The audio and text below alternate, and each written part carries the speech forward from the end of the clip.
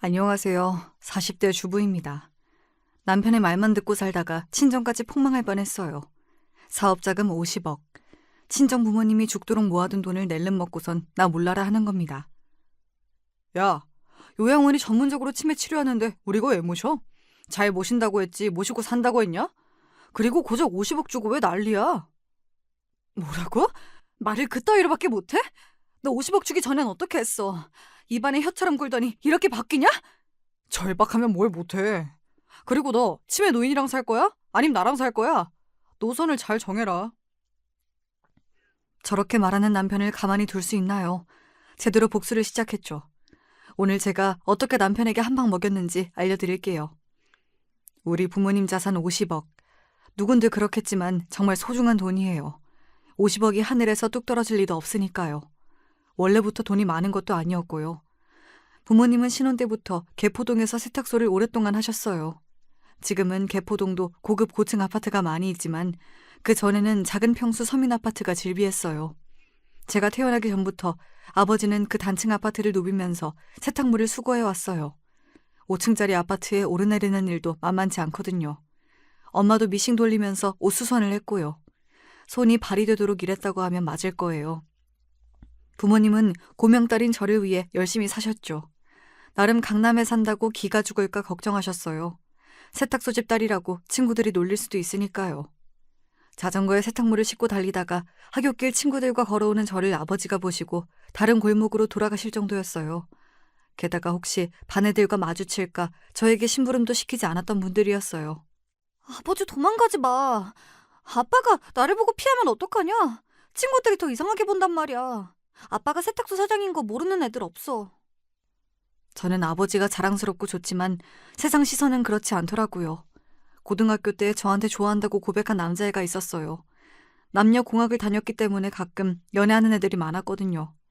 걔랑 사귄 건 아니었지만 아이스크림을 사 먹고 놀던 적이 있었어요. 어느 날 남자애랑 거리를 걷고 있었는데 아버지를 만난 거예요. 물론 저는 아버지에게 인사를 했지만요. 우와, 넌 착하다. 세탁소 아저씨와 인사도 하고 지내? 아저씨가 아니라 저분은 우리 아빠야. 너도 인사해. 그때 남자애의 표정이 좋지 않더라고요. 놀라고 당황하고 어버버 말까지 더듬었어요. 그 후 학원 가야 한다며 헤어졌는데요. 하지만 시선을 피하고 연락하지 않았어요. 남들에게 이야기를 들어보니 그 남자의 아버지는 병원장이었대요. 그래서 그런가요? 그 후 저를 피하기만 했어요. 웃기고 있네 하고 저는 그 남자애를 무시했지만 마음 한쪽에 상처가 생기고 있었네요. 하지만 사람 일은 모르는 겁니다. 우리 아버지가 선산에 땅이 많을 줄 누가 알았겠어요. 제가 고등학교 졸업할 무렵에는 재건축 바람이 불었거든요. 그래서 신혼 때 사셨던 17평 아파트 가격이 수십 배 올랐어요. 게다가 서산 인근에 시골 할아버지가 물려주신 땅도 있었고요. 졸지에 땅 부자가 되신 거예요. 그동안 고생을 죽도록 했는데 하늘이 준 복이라고 생각하셨답니다. 그래서 아파트를 팔고 분당으로 이사 왔어요. 정자동 근처 주택가로 왔는데 이것도 집값이 많이 상승했어요.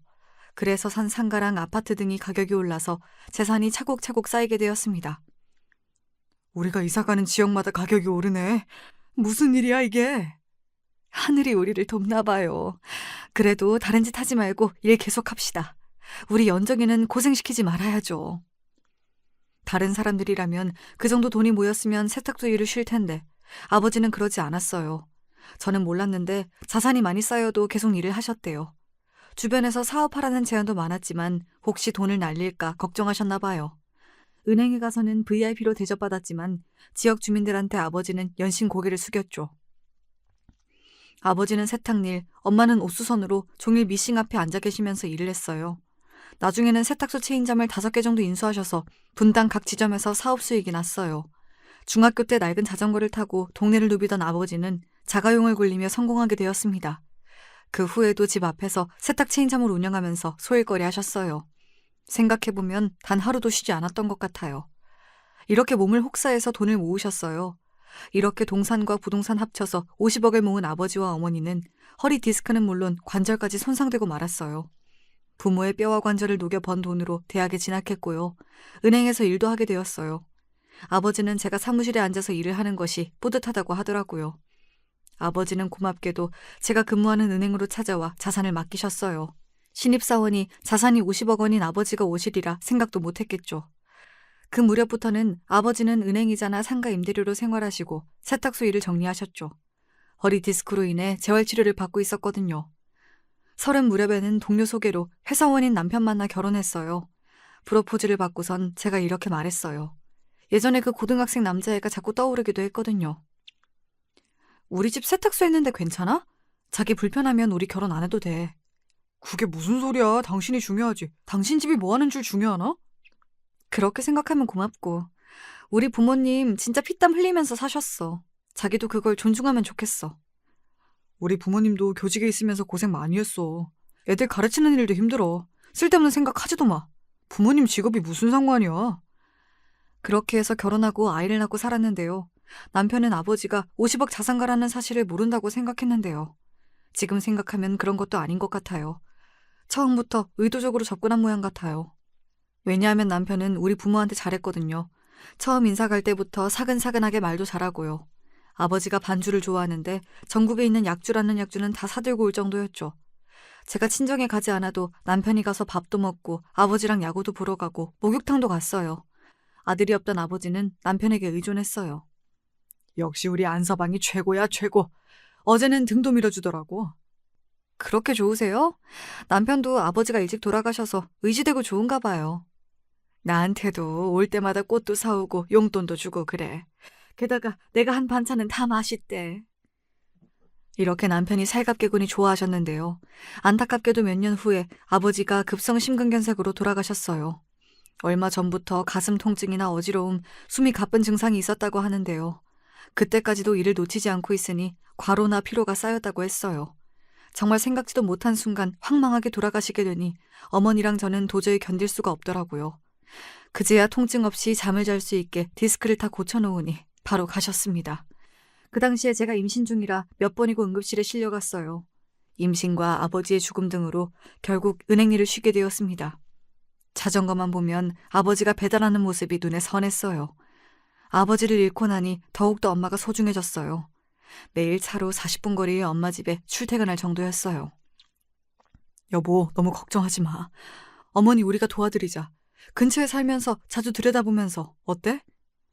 남편이 같이 살자는 말을 안 했어도 고마웠어요. 시모도 혼자 살고 계시는데 우리 엄마 옆으로 이사 가는 게 주변에 눈치가 보이긴 했어요. 하지만 시모도 저의 사정을 이해해 주시더군요. 지방에서 신우집 근처에 살기 때문에 저를 이해해 주셨어요. 이듬해에 제 딸이 태어나고 나서 어머니도 기운을 차리게 되었죠. 어머니 모시고 여행이라도 갔다 와. 경주인데 독지로 온천도 있는 곳이야. 주아도 두고 가. 내가 볼게. 그래도 돼? 당신한테 고맙고 미안하네. 그래도 엄마가 좋아하시겠다. 남편의 배려로 엄마와 저는 여행도 많이 다녀왔어요. 나중에는 딸 주아가 30살이 되니 데려갈 수도 있었는데요. 남들은 저를 부러워하더라고요. 남편의 배려심이 크다고 말입니다. 그 무렵 엄마는 점점 무기력해졌어요.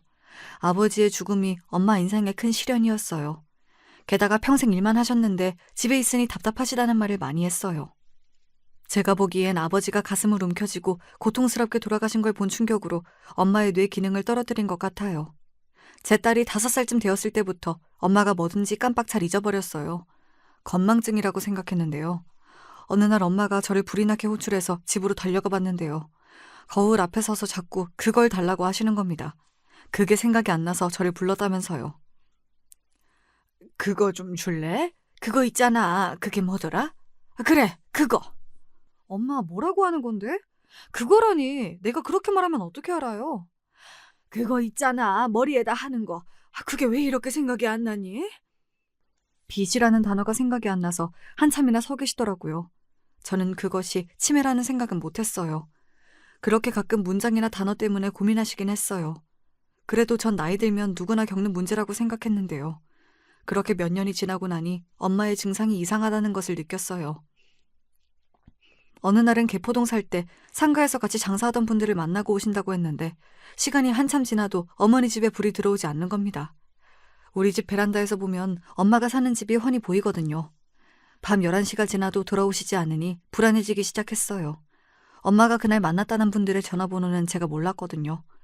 엄마에게 아무리 전화해도 받질 않아 저는 무슨 일이 생긴 줄 알고 가슴이 철렁했어요.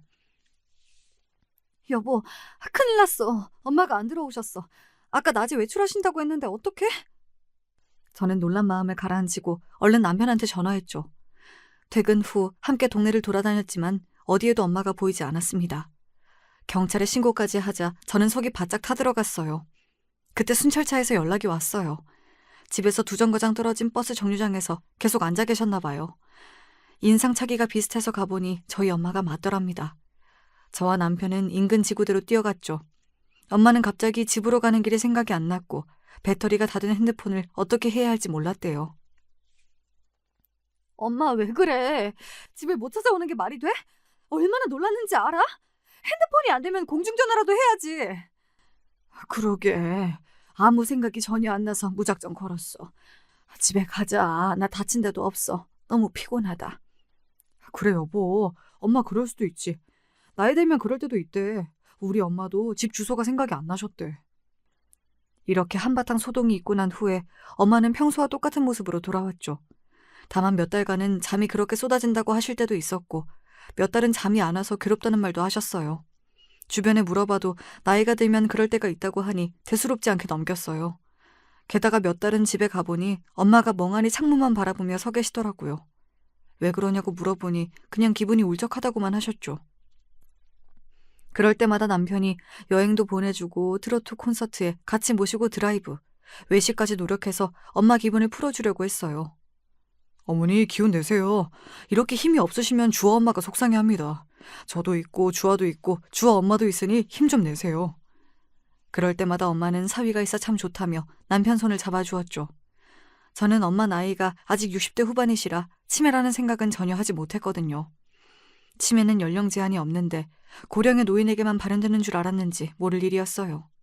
아마 엄마는 건강하게 제 옆에 있어줬으면 하고 막연하게 믿고 싶었나 봐요. 그런 와중에 갑자기 남편이 그동안 숨겨왔던 야망을 드러내는 겁니다. 멀쩡하게 다니던 직장을 그만두겠다는 겁니다. 나 사표 낼까? 이번 진급도 안 되고 회사에서는 구조조정이 들어간대. 일찍 명퇴하는 것도 영리할 수가 있어. 우리 주아 이제 초등학생인데 무슨 소리야. 자기가 일 그만두면 우린 어떻게 살라고. 아이가 태어나면서 임신 중독증을 앓고 난 저는 일찍 은행을 그만두었어요. 그렇게 몇 년 집에서 살림만 살게 되었거든요. 다시 은행에 나갈 수도 없고 갑자기 암담했어요. 남편은 다른 직장에 다닐 생각도 없어 보였습니다. 게다가 저한테 상의도 없이 사표를 내고 왔다는 겁니다. 나 있잖아. 회사 그만뒀어. 당신한테 자세하게 말 못해서 미안해. 미뤄봤자 시간만 가잖아. 결심이 생길 때 그만해야지. 당신한테는 나랑 주아가 있어. 마음대로 결정하면 어떡해? 그래서 앞으로 어쩔 건데? 대학 때 알던 친구가 지금 부동산 하고 있거든? 모텔 싸게 나왔다는데 그거 인수하고 싶어. 모텔이라니? 갑자기 회사원이 그걸 할 수 있어요? 그리고 모텔은 수십억 하잖아. 우리 집도 전세인데 그게 가능해요? 5월 매출 8천은 된다니까. 그리고 당신 돈 있잖아. 아니야? 내가 돈이 어딨어. 설마 친정 재산 말하는 거야? 엄마 돈이지 내 돈 아니지. 무슨 자기 돈이 아니야. 상속받을 사람 당신밖에 더 있어? 어머니가 그 돈 다 쓰고 가실 건 아니잖아. 모텔 잘 되면 우리 집도 살 수 있어. 그래서 모텔 얼마예요? 우리가 감당할 수 있는 범위예요? 원래 60억인데 이번에 45억에 해준대. 나머지 5억은 우리 집 사면 되겠다. 40을 넘긴 남편이 해본 적도 없는 모텔 사업을 하겠다고 나섰어요. 그동안 그만두고 싶은 마음이 굴뚝 같았지만 어떤 일을 할지 암담해서 회사에 머물고 있었대요. 회사에서 상사와 마찰이 있었는데 참고 살았대요. 저도 직장을 다니지 않는데 남편까지 사업을 한다니 두려운 마음이 있었어요. 하지만 더 기가 막힌 것은 나머지 5억이라는 말이었어요. 이 남자 친정 재산이 50억 정도 되는 걸 알고 있다는 거잖아요. 대강 이야기한 적이 있어서 집이며 상가 등이 있다는 건 알아도 이금까지 어떻게 알았을까요? 나머지라니? 우리 친정 자산이 50억이란 소리야? 그걸 한꺼번에 다 투자할 수가 있어? 50억 이상이야? 우와 대단하시다. 그러니까 투자하셔야지. 그걸 은행에다 묶어두는 건 나라 경제 손실이야. 돈을 돌려야지. 어머니 설득해봐. 아니면 내가 해? 저는 남편의 싱글벙글한 얼굴이 보기 싫더라고요. 물론 그 재산 저한테 온다는 걸 압니다. 하지만 그건 아직 칠순이 되려면 먼 엄마의 재산이죠. 아직은요. 하지만 남편은 바로 엄마를 찾아갔어요. 무릎을 꿇고 울고불고 매달리는 겁니다. 장모님, 저 한 번만 살려주세요. 회사도 거의 쫓겨나다시피 했어요. 주아 엄마는 아기 낳으라 몸도 약하죠. 주아는 이제 초등학생이죠. 저의 본가도 힘이 듭니다. 그래서 저 다시 일어나야 해요. 모텔 사업 월 매출이 1억이랍니다. 호텔 장부도 보여드릴 수가 있어요. 제가 5년 안에 다 갚아드릴게요. 회사는 자기가 나온 거고 매출은 저한테 8천만 원이라고 했는데 점점 숫자를 늘리는 거 있죠. 엄마는 사위가 갑자기 울먹거리니 당황하셨죠. 내가 도와주면 다시 괜찮아지는 거야? 연정아, 그런 거니? 우리 모텔 인수할 돈이 돼? 그럼 도와주자. 하나뿐인 사위인데, 안 그래? 그럼요. 어머니 아프시면 제가 끝까지 다 모십니다.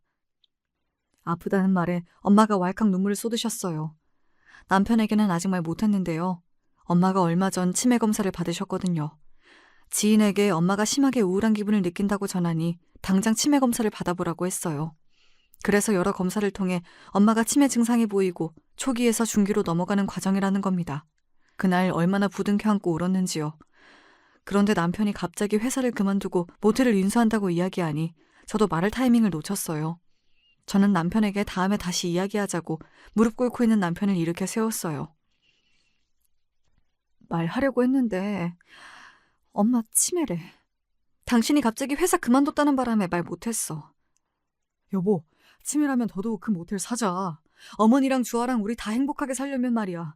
그것이 필요하다니까. 그러니 돈 좀 안 될까? 돈? 친정 재산 말하는 거야? 말도 안 돼. 그거 엄마 치료비야. 어떤 방법을 동원해서라도 내가 낫게 할 거야. 그래, 모텔만 인수하면 우리는 어머니 돌볼 시간이 생기는 거야. 당신이 주아랑 어머니 둘 다 커버가 안 되잖아. 내가 다시 회사 들어갈 수도 없고 말이야. 어머니 내가 잘 모실게. 그동안도 잘해왔잖아. 오랜 고민 끝에 저는 남편에게 돈을 빌려주기로 했어요. 전 재산 50억을 단숨에 줄 수 있었나 했지만 저는 그 절반이 제 유산이라는 걸 알았거든요. 고민했죠.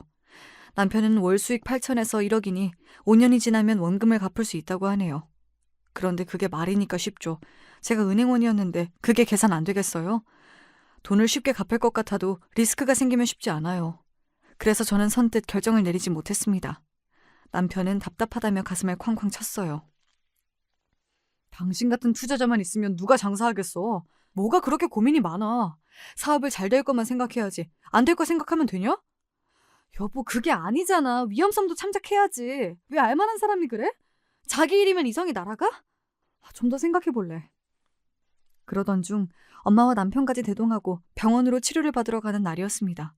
엄마는 갑자기 목마르다고 성화를 부리셔서 인근 카페로 이동한 적이 있었습니다. 어머니가 평소에는 배변 실수를 하지 않는데 그날따라 바닥에 오줌을 싸신 겁니다. 그대로 서서 실례를 하셨어요. 그래서 저는 놀란 마음에 화장실로 모시고 가서 옷을 갈아입혀 드렸는데요. 밖으로 나오니 남편이 제 옷을 벗어 바닥에 오줌을 닦더라고요. 엄마는 정신이 돌아오신 것 같이 말했지만 또다시 아기가 되고 말았어요. 아이고, 내 아들 착하네 착해. 그걸 닦아주고. 미안해, 자네한테 면목 없네. 우리 아들 착하다. 근데 난 목마른데. 목말라, 주스 좀 사줘. 솔직히 어머니는 남편을 좋아했어요. 사위라고도 했다가 아들이라고 했다가 그만큼 남편이 다정하게 했거든요. 사람들은 저런 사위 없다고 입이 마르도록 칭찬했어요. 집에서 남편과 제가 간호하니 엄마가 안정을 찾는 것처럼 보였어요. 물론 사람을 보고 누군지 바로 알아보진 못하지만요.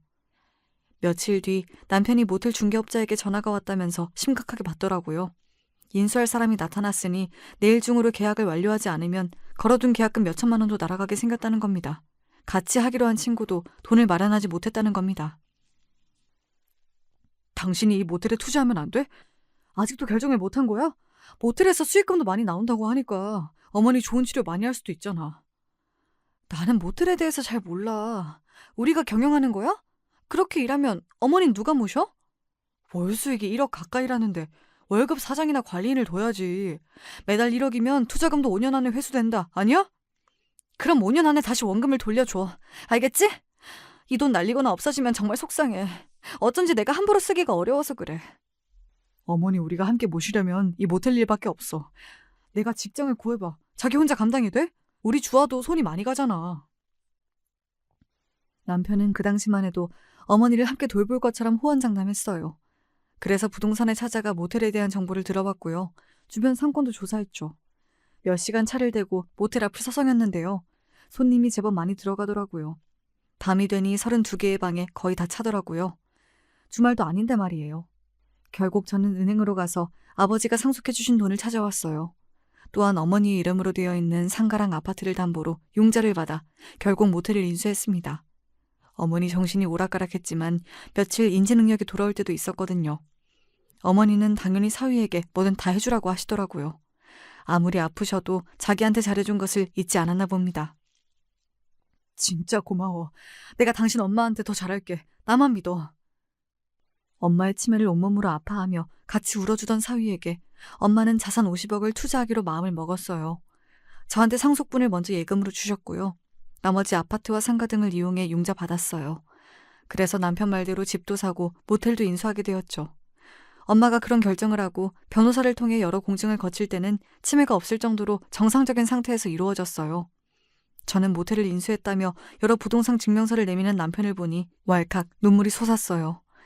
평생 부모 등골 빼먹다가 이제 남편 사업 자금으로 자산을 처분한 느낌이었거든요. 왜 울어? 나 모텔 인수하면 우리 돈 더 많이 번다니까? 그 돈 우리 엄마 아빠 피땀 모아서 만든 돈이야. 아버지가 살아계시면 좋을 텐데 이런 걱정을 내가 하니 걱정이 많아. 내가 있잖아. 모텔 인수하고 어머니 우리가 계속 모실 건데. 치매가 점점 심하면 우리가 할 수 있을까? 나는 무섭고 자신이 없어. 내가 있잖아. 어머니 우리 아니면 누가 모셔? 내가 다 할게. 저는 그런 말을 해주는 남편이 고마웠어요. 그러면 그럴수록 남편은 부평역 근처에 있다는 모텔의 전경사진을 자꾸 저에게 보여주는 겁니다. 이제 여기서 매출로 부모 자산 다 갚고 우리도 부자가 된다고 말입니다. 남편이 호텔을 인수하고 간단하게 리모델링하고 새 간판을 달고 바빠질 무렵이었어요. 어느 날 갑자기 엄마가 제 얼굴을 못 알아보았어요. 누구냐고 묻더군요. 한참을 기억이 안 돌아오는 겁니다. 엄마를 붙잡고 얼마나 울었는지 몰라요. 시간이 지나자 또 제정신이 돌아오시는지 연정아 배고파 하시는 겁니다. 제가 얼른 상을 차렸는데요. 엄마가 평소에는 바느질을 좋아할 만큼 정적인 분이었어요. 그런데 덤벙거리고 부산하게 행동했어요. 그러다 국그릇을 엎었는데요. 저희는 그 무렵 엄마 집하고 저희 전세금, 자산까지 합쳐 큰 평수의 아파트를 샀어요. 저는 그걸 당연히 엄마를 모시고 사는 걸로 이해했어요. 이사 갈 날을 얼마 안 남기고 문제가 터졌어요. 하교하는 딸아이를 데리러 간 사이에 엄마가 집을 나가버렸죠. 의사 말로는 갑자기 나빠질 수가 있다는데 갑자기 안 하던 행동을 계속했어요. 몇 시간을 남편과 함께 헤매며 찾아다녔는데요. 택시를 타고 예전에 살던 개포동까지 갔다고 하네요. 겉으로 봐서는 엄마가 멀쩡해 보이거든요. 연정아, 여기가 어디냐? 정신이 하나도 없어. 근데 아빠는 어디 계셔? 저는 엄마를 보고 목 놓아 울었어요. 평생 고생을 했지만 자산이라도 모아둔 엄마지만 이렇게 아프면 어쩔 도리가 없었어요. 의사는 이사는 나중에 하라고 해서 넓은 집에는 남편과 아이만 짐을 옮기고 제가 엄마 집으로 들어갔어요. 그렇게 시간이 지나 모텔 개업식 날이 되었습니다. 모텔 개업할 당시 시모와 신우를 초대했어요. 10층짜리 모텔을 이용해 놀라더라고요. 모텔 로비에 떡이랑 과일, 돼지머리 등 고사를 지낼 상을 마련했습니다. 남편의 지인들도 와서 축하한다고 꽃다발을 한아름 들고 왔습니다. 사람들의 감탄과 부러움 속에 모텔 개업식을 끝냈어요. 모텔 매출액이 높다는 말에 곧 재벌은 아니지만 100억대 부자가 되는 것이 아니냐고 말이죠. 개업식을 끝내고 주변 상가를 돌며 떡을 나눠주기도 했어요. 그러다 저는 시모와 신우가 중얼거리는 소리를 듣고 말았습니다. 이 정도면 대리사위 할만하네. 그동안 등신처럼 산다고 했더니만 그 집안에서 이렇게 돈이 많을 줄 알았겠어? 네 오빠가 바보냐? 다 알아보고 결혼했는데 무슨 소리야. 이런 것도 진작 차려줘야지. 10년 머슴처럼 부리더니 이제 해줘? 10년에 50억이면 나쁘지 않지. 안 그래? 제가 들어오는지도 모르고 두 사람은 신나게 떠들고 있었죠. 제가 들어오니 그동안 수고했다며 두 사람은 총총히 사라졌어요. 꺼림칙하여 남편에게 이야기했죠. 대릴사위니 등신이니 머슴 10년에 50억 이런 표현보다 다 알아보고 결혼했다는 것이 걸렸어요. 아버지가 자산을 제 은행에 맡길 때 은행 지점장 이외에는 아무도 모르게 해달라고 했거든요. 저는 남편에게 이야기했어요. 알아보고 결혼한 것이 무슨 말인지 말을 하라고 했죠. 당신이 좋은 사람인지 알아보라는 거 아니야? 그냥 엄마가 하는 말이지. 아들이라고 나 하나밖에 없는데 장모님 모시고 살면 속상하니까. 당신이 이해해. 그리고 난 정말 당신 집안 보고 결혼한 것 아니야. 그때도 말했지만 회사 사장도 자기 딸 중매하겠다고 했어. 거기가 더 자산이 많거든. 남편이 이렇게 나오니 저도 시모랑 신우의 말을 더 이상 담아두지 않기로 했거든요. 하지만 다신 그런 말이 내 귀에 들리지 않게 해달라고 했죠. 시간이 지나니 모텔은 월 매출이 4천 정도는 꾸준히 나왔어요. 8천은 크리스마스 연휴나 휴가철 등에만 가능한 금액이었나 봐요. 아무튼 전문적으로 경영할 수 있는 월급 사장을 고용하니 오히려 개인 시간이 늘어났고요. 남편이 계속 집에 있으니 저는 딸아이 관리에 신경을 쓸 수가 있었습니다. 주아가 피겨스케이팅에 소질이 있어서 빙상 경기장으로 픽업하러 다녔거든요. 김연아 선수처럼 되고 싶다는데 저는 금메달도 필요 없고 사고 없이 배웠으면 좋겠다고 생각했어요. 공부도 소홀히 하면 안 되기에 끝나고 학원이며 과외, 그리고 스포츠 마사지, 발레, 명상훈련 등도 필요한 부분이라 주아는 24시간이 모자라게 생활했어요. 아직 10살짜리 애를 그 먼 길을 혼자 다니라고 할 수도 없어서 차로 늘 데리고 다녔어요. 아빠보다는 엄마가 편해. 옷 갈아입을 때 여자 탈의실에 들어올 수도 있고, 그리고 아빠는 못하면 코지쌤보다 더 혼을 내는 스타일이라 부담되는데. 딸아이도 완강하게 저를 원하니 저는 주아를, 남편은 제 엄마를 책임지기로 했어요. 그러다가 주아가 발목이 약해져 문제가 생겼다는 말을 듣고 좋다는 병원은 다 쫓아다니기 시작했거든요. 아마 그 무렵이었을 거예요. 주간 데이센터라는 곳에서 전화가 왔어요. 안녕하세요. 장강수님 보호자시죠? 오늘 장강수님이 배가 자꾸 아프다고 하시는데요. 병원에 모시고 가야 할 것 같아요. 엄마 이름은 맞는데 데이케어 센터라니요. 그건 또 어딜까요? 딸아이의 물리치료를 마치는 대로 그 센터로 가보았어요. 치매 노인을 낮 동안 돌보는 민간 업체라고 했어요. 노인들 사이에 앉아있던 엄마가 저를 보고 갑자기 울음을 터뜨리는 게 아니겠어요. 왜 이제 왔냐면서요. 예전에 엄마를 잃어버렸을 때 저는 제 핸드폰 번호를 새겨 목걸이를 만들어준 적이 있었거든요. 유아 미아 방지 목걸이처럼요. 센터 쪽에서는 남편에게 계속 전화해도 받지 않았다고 했어요. 집에서 엄마를 돌보겠다고 저랑 약속했는데 데이케어 센터라니요. 물론 그 시설이 나쁘다는 건 아니에요. 하지만 저랑 상의도 없이 이럴 순 없다고 생각했어요. 태연하게 골프를 치고 남편은 집으로 돌아왔어요. 센터에서 엄마를 딸에게 인계했다고 연락한다고 했거든요. 그래서 그런지 술까지 먹고 늦게 들어오는 거 있죠? 지금이 몇 시야? 새벽 2시야. 당신 미쳤어? 엄마를 그런 데 맡겨놓고 술을 마시고 와? 당신이 와서 데리고 갔다고 해서 술 마신 거지.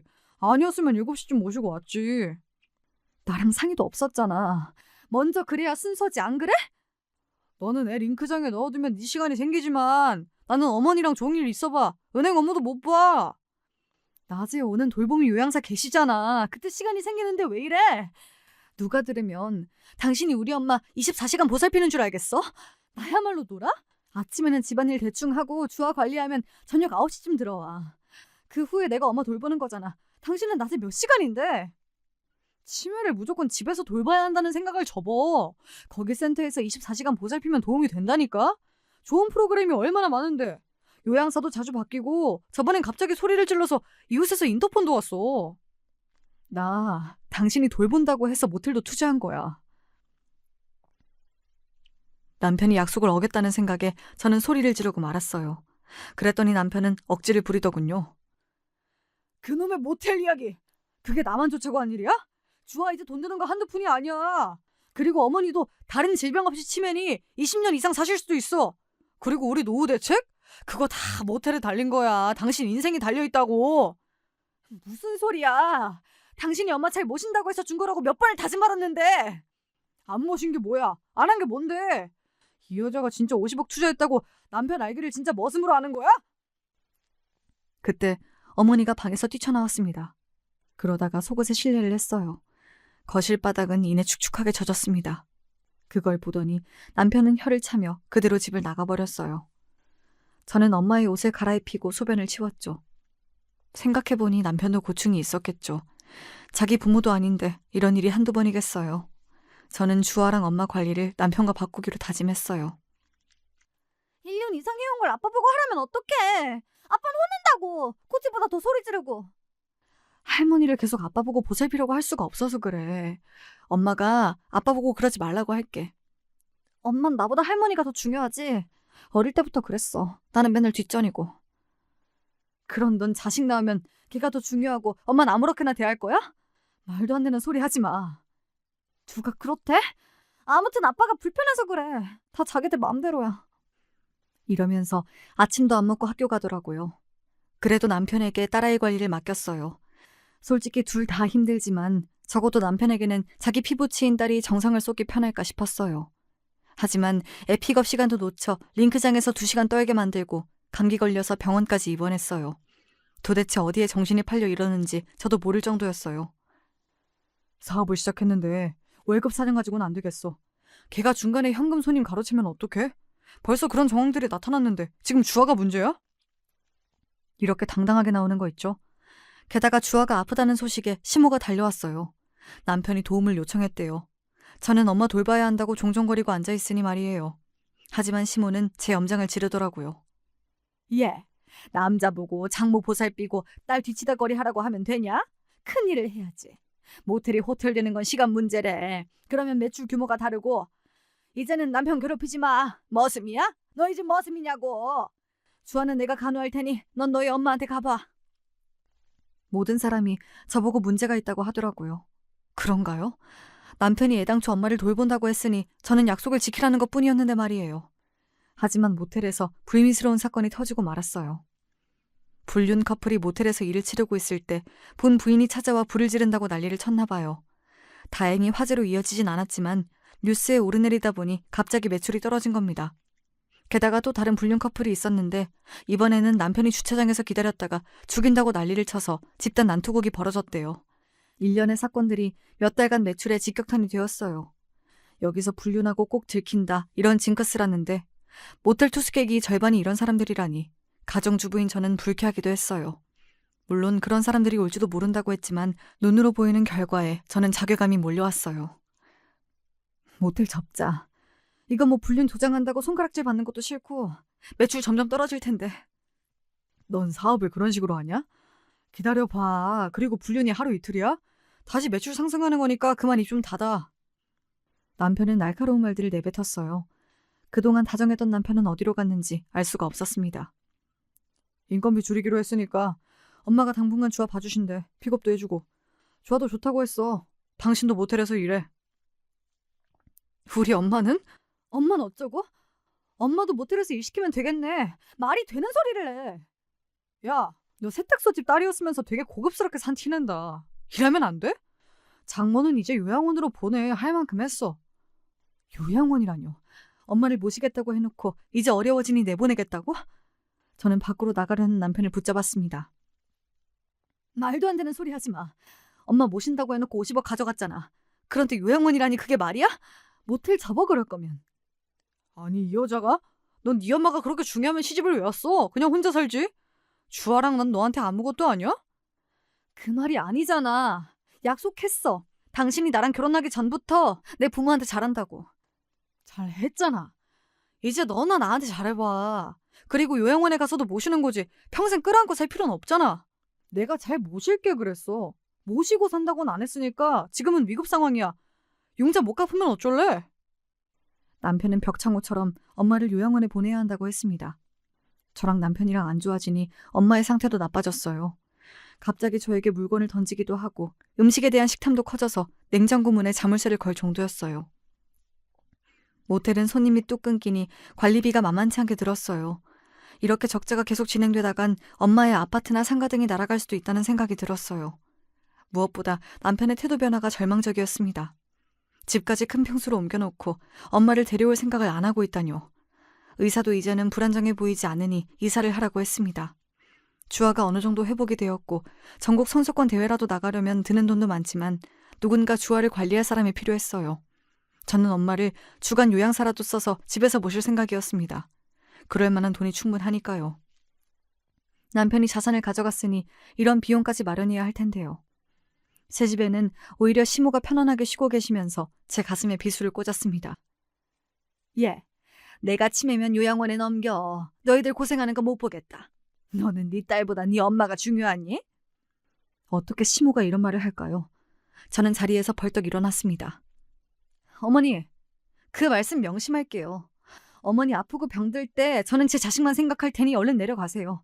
다시 보고 싶지 않습니다. 얘가? 넌 어디다 화풀이? 내가 뭘 잘못했어? 남편한테 50억이나 투자한 건 엄마 죽을 때까지 모신다고 해서 결정한 일이에요. 근데 이제와 나 몰라라 하는데 어머니가 그렇게 말씀하시면 안 될 일이에요. 돈 필요하니 뭔 말을 못해? 그리고 우리 아들이 네 엄마 모시려고 결혼한 건 아니잖아. 할 만큼 했는데 왜 그래? 그리고 내가 왜 나가? 여기 내 아들 집이야. 네. 그럼 50억 주세요. 그럼 모실게요. 돈 주면 모신다고 약속해서 버린 일이라고 몇 번 말합니까? 됐고, 이 새 집에서 주와 내가 관리할 테니까 너는 너희 엄마 집에 가 있어. 여기도 친정 자산으로 산 거예요. 어머니가 나가세요. 저는 남편과 단판을 지어야겠다고 생각했어요.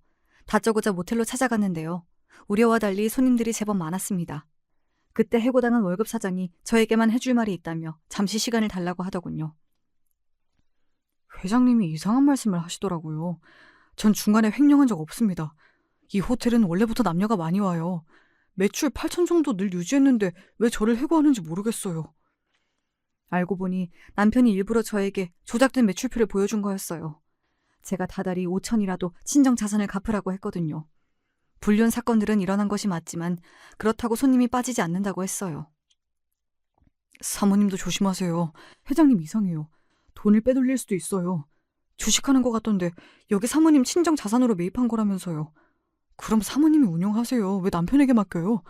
제가 도와드릴게요. 명함 드릴 테니 필요하시면 연락하시면 돼요. 저에게 매출 금액을 속이고 모텔이 힘들다고 거짓말하는 남편을 찾을 수 없어 집에 돌아왔어요. 집으로 오는 요양사 간병인이 저한테 그동안 감사했다고 인사를 하더군요. 엄마 어디 갔어요? 엄마가 어디에도 보이지 않아요. 남편분이 모시고 나갔어요. 그 말에 저는 너무 화가 났어요. 당장 전화했더니 엄마를 모시고 요양원에 간다고 하는 겁니다. 저는 당장 차를 돌리라고 했지만 남편은 전화를 끊었어요. 보호자 허락도 없이 엄마를 데리고 갔다고 저는 고발이라도 할 참이었는데 엄마를 태운 남편 차량이 멈췄습니다. 요양원 구경하고 왔어. 시설도 좋던데? 그렇죠, 어머니. 우리 거기서 지내볼까요? 남편은 가증스럽게 엄마에게 웃으면서 말하네요. 엄마는 남편의 성화에 못 이긴 척 고개를 끄덕였어요. 피죽도 못 먹은 사람처럼 멀건 얼굴을 한 엄마를 보니 속에서 우라가 치밀었어요. 저는 화가 나서 남편의 뺨을 갈겨버렸어요. 죽어도 거기 안 보내. 너랑 이혼할 거야. 남편은 갑자기 맞은 것에 화가 났는지 대답도 없이 저를 밀치고 사라졌습니다. 저는 늦은 밤이라도 아버지 일을 봐주던 변호사를 만났습니다. 이혼 후 재산을 다 가져오고 싶다고 했어요. 그리고 남편이 매출 전표를 속였고 중간에 횡령한 것도 말해줬어요. 모텔이 제 명의로 되어 있었기에 가능한 일이었죠. 엄마는 정신이 오락가락한 사이에도 모텔 명의만은 제 이름으로 하라고 했죠. 저는 신고하기 전에 남편을 찾았습니다. 월급 사정의 도움으로 남편이 몇 개월 동안 빼돌린 금액이 있다는 증거문서를 내밀었죠. 콩밥 먹기 싫으면 집 내놓고 그대로 나가. 주아는 당연히 내가 키우는 거고. 너 진짜 이혼할 거야? 미쳤구나. 그 모텔 네가 운영하게? 그게 될 것 같아? 검찰에 갈래. 너 같은 사기꾼은 경찰 수사도 필요 없어. 그냥 검찰에 가서 네 자산을 동결시켜야 정신 차리지? 미안해. 엄마 모시자. 됐지? 내가 당신이 빨리 친정 자산 갚으라고 하니까 주식 투자 좀 했지. 그러니까 아파트 두고 나가라고. 그냥 이혼해. 횡령은 넘어갈게. 너 잘났다. 그래 이혼하자. 됐지? 다 두고 나간다. 저는 그날 남몰래 피눈물을 흘렸습니다. 그동안 우리 집에 자란 것도 혹여 자산 때문인가 싶었습니다. 그래서 다음날 저는 남편을 소개해준 동료를 어렵게 찾아가서 물어보니 자기는 제 아버지가 자산이 50억이 있다는 사실도 몰랐답니다. 알고 보니 동료가 아니라 남편이 회사 일로 업무를 볼 때 자기 회사 사장이랑 은행장 이야기를 직접 들었다고 남편이 이실직고하네요. 창구 3번의 직원 아버지, 자산 50억 자산가라고. 그 이야기는 자수성가와 부동산 이야기를 하다가 나온 말이었대요. 어쩐지 남편은 저를 만나고 싶다고 창구 3번에 얼마나 들락거렸는지요. 게다가 그 당시 사귀는 여자도 정리했대요. 그 말을 들으니 배신감으로 한동안 밥맛도 없었어요. 그래, 50억 있는 줄 알고 장인한테 잘했는데 금방 돌아가시더라. 장모는 치매고 그건 내 잘못이 아니지. 내가 뭐 나 혼자 잘 살자고 자산을 탐냈냐? 너랑 주아랑 다 같이 잘 살자고 한 거지. 거기에 왜 우리 엄마를 빼? 엄마 돈이라고 몇 번을 말했는데? 진짜 모신다고 할지 몰랐다. 다들 요양원 보내잖아. 이혼한다고 하면 될 거 아니야. 이러는 거 아닙니까? 하지만 남편의 만행은 여기까지가 아니었어요. 제가 이혼하자고 하니 모텔을 매입 사기라도 치려고 했어요. 모텔을 10억에 판다고 소문을 내놓고 작자가 나타나면 가짜 계약서로 팔고 나서 그 돈 갖고 도망치려고 했다고 해요. 월급 사정이 다급하게 연락이 오지 않았다면 난감할 뻔했어요. 이건 10억 사겠다는 사람이 신고했기에 남편은 경찰서로 끌려갔어요. 저는 남편과 이혼 서류를 작성했어요. 남편은 구치소에서 서류에 사인을 했죠.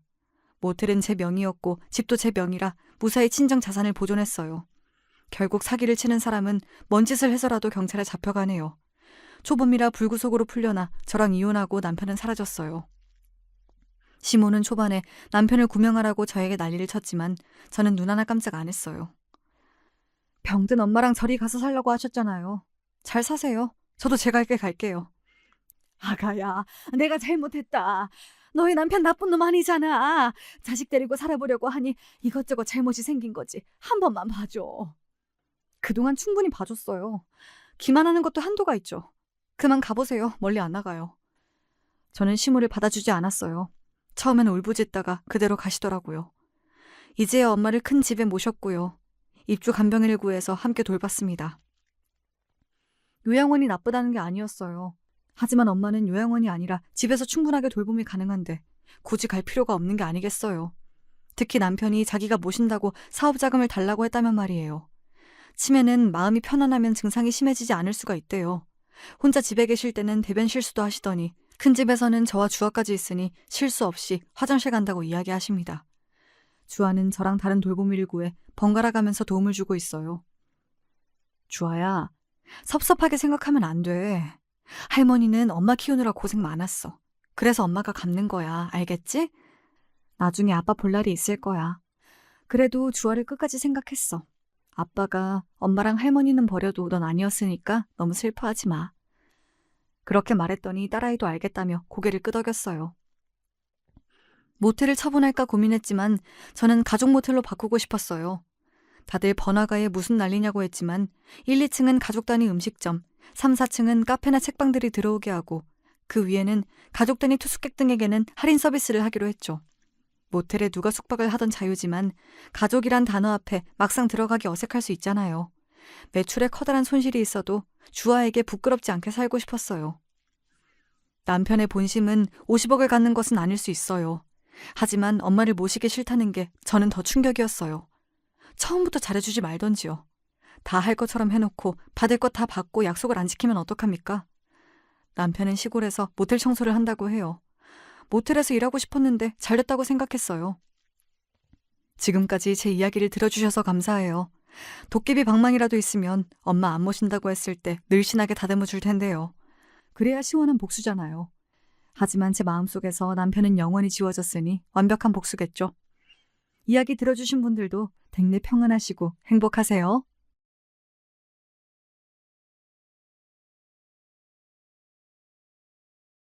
안녕하세요. 전 경기도에 살고 있는 평범한 여자입니다. 어찌 보자면 결코 평범하지 않을 수 있는 그런 일들을 경험한 바 있는데요.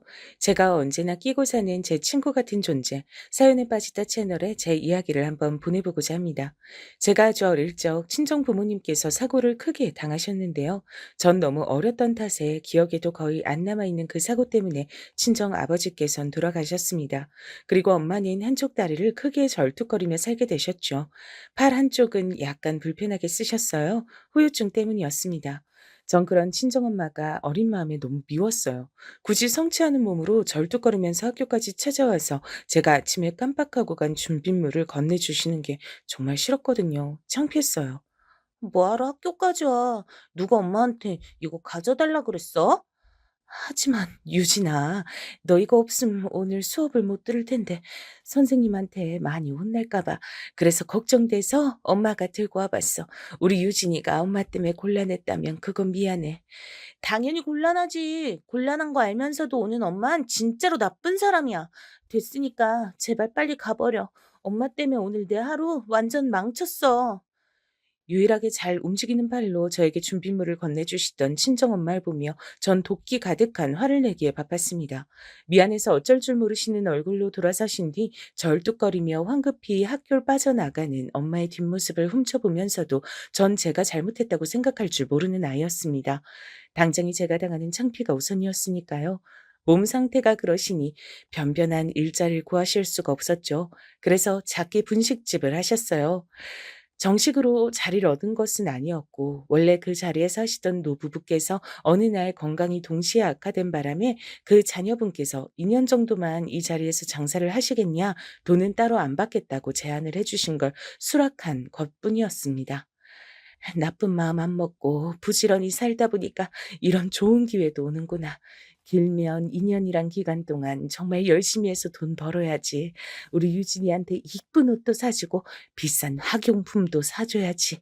중학교 올라가면 돈이 여러 가지로 들 테니까 저축도 잘 해놓을 거야.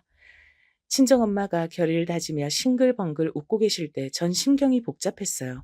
벌써부터 부끄러워서 미칠 것 같았습니다. 그 일 하지 말라고 그렇게 외치기엔 집에 돈이 필요하다는 것을 제가 알았기에 차마 그러질 못했죠. 대신 엄마가 작은 분식집 안에서 고군분투하시던 모든 나날 동안 그 앞으로는 한 번도 하교를 하지 않았습니다. 일부러 빙 돌아서 길을 다녔어요. 유진아, 학교 마치고 들러 떡볶이 좀 먹고 그래. 나 떡볶이 별로 안 좋아해. 안 먹고 싶어. 그래? 떡볶이 좋아하는 거 아니었어? 엄마가 알기론 우리 유진이가 떡볶이 귀신인데 이상하네. 엄마가 떡볶이 잘 만들어. 그니까 맛 좀 봐. 전에 팔던 맛보다 더 맛있다고 애들이 그렇게 말을 해주더라. 우리 유진이도 학교 끝나고 떡볶이 한 컵 먹으면 좋을 텐데. 아, 싫다는데 왜 자꾸 그래? 창피하다고, 쪽팔린다고. 그니까 제발 친구들 앞에서 내가 엄마 딸이라는 거 광고 좀 그만하라고. 그런 거였구나. 아이고, 엄마가 또 주책맞게 굴었네. 우리 유진이 마음도 몰라주고. 엄마가 너무 무심했다, 그치? 엄마가 미안해. 엄만 매번 저에게 미안하다고 사과를 하셨지만 전 그러는 법이 없었습니다. 성질이 새어나온 눈물 맺힌 눈가에 힘을 주고선 씩씩거리는 게 전부였죠. 엄마를 굳이 이겨먹어야 성이 차는 아이였나 봐요. 왜 그랬을까 모르겠습니다. 절뚝거리며 부지런히 분식집을 오가고 힘겨운 한쪽 발로 조를 하면서 엄만 열심히 돈을 모으셨어요. 그 덕분에 제가 중학교도 멀쩡히 갈 수 있었습니다. 다른 친구들이 다 구매하는 광고에 나오는 브랜드 교복 전문점에서 저도 새 교복을 맞출 수 있었죠. 엄마의 헌신 덕분이었습니다. 그런 것도 고려 안 하고선 전 제 몸보다 한 치수 크기의 교복을 사야 한다고 강력히 주장하신 엄마가 궁상 맞아 보여 싫었습니다. 교복 전문점 사장님께 가격 할인을 받을 수 있는 방법은 없냐고 물어보시는 모습이 창피했습니다. 할인 같은 게 어디 있겠냐면서 제가 날카롭게 쏘아붙였고 손등을 반쯤 덮는 긴 교복의 길이에 불만을 품었었죠. 꼴의 사춘기가 됐답시고 얼마나 또 철이 없고 싸가지 없게 굴었던지 몰라요. 공부가 답이고 공부가 미래라는 엄마의 조언을 무시했습니다. 엄마도 공부 못했으면서 왜 나한테만 강요해? 엄만 중졸이잖아. 그랬으면서 맨날 나한텐 공부, 공부, 공부. 공부 타령 지겨워. 공부가 밥 먹여줘? 아, 공부가 결국은 밥을 먹여주는 거야. 그리고 엄만 집안 사정이 워낙 안 좋아서 중학교까지만 나온 거였지만 돌아가신 네 아빠는 고등학교까지 나온 사람이었어. 상황이 따라줬다면 어쩌면 대학까지도 갈 수 있었던 분이셨단다. 머리가 무척 좋았거든. 그래봤자 뭐해. 결국은 대학 안 나오셨잖아. 그리고 일찍 돌아가셨잖아. 공부를 열심히 해봤자 일찍 죽으면 끝이야. 일찍 죽을 줄 알았다면 공부할 시간에 즐겁게 놀 것을 그랬다고 아빠도 후회하셨을걸? 사춘기라는 방패를 두르고서 제가 그런 공격을 가했을 때 엄마가 어떤 표정을 지으셨던가를 기억합니다. 심장이 철렁 내려앉았단 표정, 더없이 상처를 받았단 표정, 바로 그 표정이 제 마음을 캥기게 만들었어요. 그런 표정을 하시고서도 저에게 아무런 비난도 하지 않으시고 조용히 돌아서셨던 친정엄마의 뒷모습이 너무나도 작아 보였습니다. 제가 잘못했다는 생각이 들었어요. 죄송하다는 사과를 할 용기는 없었습니다. 전 엄마의 초라한 뒷모습의 크기보다도 더욱 작은 그릇의 소유자였으니까요. 그 정도밖에 전 안 되는 인물이었던 거예요. 제 마음을 불편하게 만든 엄마를 내심 원망하기도 했습니다. 그래도 양심은 있었는지 그 이후로 엄마께 막말은 뱉지 않았고 농땡이를 피우고 다니는 것도 그만뒀어요. 그 덕분에 인문계 고등학교를 진학할 수 있었고요. 그쯤 되니까 저도 꽤 철이란 게 들기 시작하더군요. 뒤늦게 후회하며 진지한 자세로 공부를 하기 시작했죠. 그러자 꽤 성적이 나오기 시작하더군요. 선생님들의 칭찬도 처음으로 받아봤고 제가 받은 성적표를 슬그머니 엄마의 로션통 옆에 두는 것도 처음으로 해봤습니다. 내용물을 끝까지 아껴 쓰기 위해 거꾸로 뒤집혀 있던 로션통이 어쩐지 제 마음을 아리게 만들었던 것 같아요. 그럴싸한 립스틱 하나 없는 엄마의 화장대는 얼마나 오래되었는지도 가늠하기 어려운 때에 들여놓았던 작은 탁상이었습니다. 며칠 후에 보니까 제 성적표는 탁상의 구석에 몇 권 쌓여 있던 친정엄마의 손때가 묻은 서적들 가운데 소중하게 끼워져 있었죠.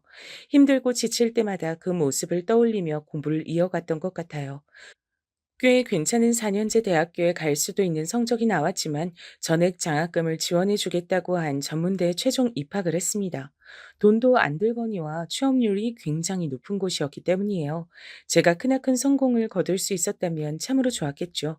하지만 그런 건 극소수의 이들에게나 이뤄지는 기적인 것 같았어요. 각 분야의 최고 권위자가 되거나 TV에 나오는 유명인들에게 해당되는 얘기였죠. 전 전문대를 나와서 그저 그런 중소기업에 들어갔습니다. 취업 준비 기간이 따로 들지 않았다는 게 그 전문대를 나온 최고 장점이었던 거예요. 별로 안 친했던 대학 동기들은 노는 것에 맛을 들여서 각자 이상하게 살기 시작했습니다. 대부분이 일찍 사고를 쳐서 혼전 임신으로 결혼을 했다거나 쉽게 돈을 벌기 위해 불법적인 요소가 섞인 일을 시작했다가 패가 망신을 당하거나 그런 식이었죠. 그래서 전 그들의 경우를 보며 무조건 평범한 길을 추구했습니다. 연애도 쉽사리 하지 않았고요. 평범하게 일상을 살면서 돈을 벌고 저축하고 그러면서 살았어요. 우리 유진이도 이제 슬슬 결혼할 때가 된 것 같은데 짝은 아직이야? 엄마, 일찍 결혼한 애들 중에 결혼 생활이 행복해 보이는 애가 단 한 명도 없더라. 지금 남자친구가 나쁘진 않은데 결혼할 정도인진 확신이 없고 금전적인 부분도 걸리고. 그래서 결혼은 아무래도 골치가 아픈 것 같아. 적당히 연애만 하는 게 최고야. 그렇구나. 하긴 네가 보통 야무진 게 아니니까 알아서 잘 생각해서 판단하겠지. 엄만 우리 딸이 행복하기만 하면 돼. 결국은 그걸 원하는 거야. 엄마께서 그렇게 말씀하셨을 때 바보 같았던 저도 엄마가 행복하기만 하면 된다는 본심을 속 안으로만 삼켰습니다. 어렸을 때도 죄송하다는 사과를 입 밖으로 꺼내지 못하고 속으로만 웅얼거렸던 나쁜 습관이 그대로 남아 있었던 거예요. 이래서 3살 버릇이 80까지 간다고 하는 걸까요? 나이가 들어서도 어엿한 사회인이면서도 전 엄마 앞에선 어딘가 철없이 구는 면모가 남아 있었던 듯 싶네요. 엄마를 향해 내심 죄송하게 생각하는 부분들이 많으니까 속으로 찔려서 괜스레 겸연쩍게 군 것이죠. 이런 제 자신을 진정으로 후회하게 되던 땐 엄마가 쓰러지신 후였습니다. 병원에서 한참을 검사를 받았어요. 그럼에도 원인이 안 나와서 서울의 대학병원을 전전한 끝에 희귀병이라는 허무하고도 절망스러운 진단을 받았습니다. 계속 건강 상태가 악화될 일만 남았는데 뚜렷한 치료법은 아직 안 나와 있고 정기적으로 병원 다니면서 때마다 적절한 약을 쓰는 수밖에 없다고 했어요. 와, 진짜 어쩜 이렇게 한 사람의 인생이 이 지경으로 기구할 수가 있을까 싶어서 엄마를 향해 인간 대 인간으로서 너무 안쓰러운 마음이 들었습니다. 게다가 하나밖에 없는 자식도 고작 저 같은 인물이었죠. 너무 죄송해서 돌아버릴 것 같았어요. 그 날로부터 딱 반년 뒤에 전 결혼식을 올렸습니다. 만나던 남자친구하고 결혼을 해버린 거예요. 살다 보니까 은근히 부모님 건강 문제라든지 그런 것 때문에 결혼을 서둘렀던 사람들이 꽤 있더군요. 저도 그 경우에 해당이 됐습니다. 남편하고 제가 둘 다 나이가 30대였고 만난 지도 꽤 됐으니 언제고 결혼 얘기가 나와도 이상하지 않은 상황이었으나 이상하리 많지 둘 다 결혼엔 미지근한 태도였던 것 같아요. 그럴 만도 했던 게 전 결혼에 썩 긍정적인 입장이 아니었고 남편은 양친이 안 계셨습니다. 별로 결혼에 대한 좋은 생각을 하면서 자라날 환경이 아니었던 겁니다. 날 낳아준 엄마란 사람이 자식들 버리고 집을 나갔을 때가 내가 9살이었고 내 동생 녀석이 고작 5살 때였어. 그래서 난 내 동생을 생각하면 조금 짠한 마음이 들어. 나는 어쨌거나 엄마하고 이런저런 추억이 남아 있는데 동생은 어렸기 때문에 기억이 남은 것도 아무것도 없다고 하거든. 그냥 집안에 남아있던 사진 몇 장으로만 엄마를 본 게 다였어. 내가 하필 사춘기를 좀 호되게 겪어가지고 동생 녀석하고 별로 안 친하게 서먹한 형제 사이로 큰 것 같아서 그게 나이 먹고 나니까 되게 마음에 걸리더라. 아휴, 난 동생만 생각하면 불쌍하고 미안해. 남편에겐 남동생이 하나 있었습니다. 남편이 사춘기 시절에 많이 방황하고 그럴 때 시동생은 아직 초등학생이었으니 형제 사이에 잘 통하는 게 없었던 모양이에요. 그리고 남편은 성인이 된 이후로 자기 혼자 멋대로 살았기 때문에 시동생은 알아서 중학교를 다니고 또 고등학교까지 나와야 했습니다. 참고로 형제의 부친 되시는 제 시아버지께선 시동생이 고등학교를 졸업하기 직전에 돌아가셨다고 해요. 간 쪽이 안 좋아져서 갑자기 그렇게 되셨다네요. 그 이전에도 일은 거의 안 나가시고 술, 담배만 지독하게 해대시며 입만 열면 세상에 대한 비관을 늘어놓는 게 전부셨다고 하니 남편이 어째서 부모에 대한 애틋한 마음이 없을 수밖에 없는지 이해가 갔습니다. 남편은 20대 후반에 들어서 인맥을 통해 꽤 괜찮은 회사에 들어갔다가 그때부터 마음 완전히 다잡고 열심히 일을 하면서 인생을 성실하게 사는 맛을 깨우쳤다 그랬어요. 그러면서 저와 연애도 하게 됐던 것이고요. 남편이나 저나 돈을 많이 모으고 풍족하게 살 조건들은 아니었죠. 어찌 보자면 수준이 아주 비슷했습니다. 그래서 만나는 동안 서로 불편한 게 없었고 서로가 엇비슷하다고 생각했기 때문에 결혼을 별로 입에 올리는 바가 없었습니다. 결혼이 인생을 더 나은 곳으로 이끌어줄 선택지라는 확신이 크게 없었기 때문입니다. 하지만 전 엄마의 희귀병 앞에서 조급해졌고 결혼을 했습니다. 막상 하고 나니까 예상보다 마음이 편안해서 놀랐어요. 이래서 다들 결혼을 하고 사는구나. 결혼하기 전까진 아무리 잘 사귀고 있어도 그냥 교제를 하는 상대일 뿐이었는데 결혼을 하고 나니까 이 남자가 내 가족이 됐어. 이제 남이 아닌 거야. 진짜로 나에게 가족이 하나 더 생긴 거야. 엄마뿐이었던 저의 인생이 다른 가족이 하나 더 생겼다는 실감이 났을 때부터 왠지 모르게 남편의 존재가 더욱 소중하게 여겨졌습니다. 좋아하는 마음은 좋아한다고 말을 뱉고 난 이후부터 진짜로 시작된다는 표현을 들어보셨나요? 제가 마치 그런 현상을 겪고 있었어요. 결혼 전엔 진지한 생각이 없었지만 결혼을 하고 나니까 많은 것들이 귀중하고 애틋하게 여겨졌습니다. 남편에게 최선을 다하며 잘 살아보겠다는 다짐이 저절로 들더군요. 그리고 저에게 새로이 생긴 가족은 남편뿐만이 아니었어요. 남편의 유일한 형제인 제 시동생도 해당이 됐고요. 거기에 또 한 명이 더 있었습니다. 시동생의 아내, 제 동생이었습니다. 제가 느끼기론 제 남편은 말로만 불쌍하고 미안한 내 동생이라고 하는 거지 막상 행동으로 그것을 드러내는 사람이 아니었어요. 그렇게 할 수 있을 정도로 유연하고 부드러운 사람이 못 됐습니다. 오래 사귀어 봤기 때문에 제가 그런 부분들은 잘 알았죠. 속으로나마 자기 동생을 진짜로 애틋하게 여기는 건지 아닌지도 솔직히 확신이 없었고요. 사람 자체가 잔정이 깊은 스타일은 절대로 아니었어요. 암튼 남편이 자기 동생하고 그저 그렇게 지내는 형국인데 제가 뭐라고 시동생과 절친하게 지내겠나요? 딱히 그럴 건덕지가 없었죠. 시동생이 하도 내향적이고 내성적이며 낯을 가리는 사람이기도 해서 제가 먼저 다가가기도 굉장히 머쓱해졌습니다. 형하고 동생이 그렇게 다르더라고요. 남편도 그렇게까지 말수가 많은 사람은 아닌데 시동생은 자기 형이 말 10마디를 할 때 자긴 간신히 한마디 하는 축이었죠. 여러분, 대리효도라는 말을 혹시 한 번쯤 들어보셨을까요?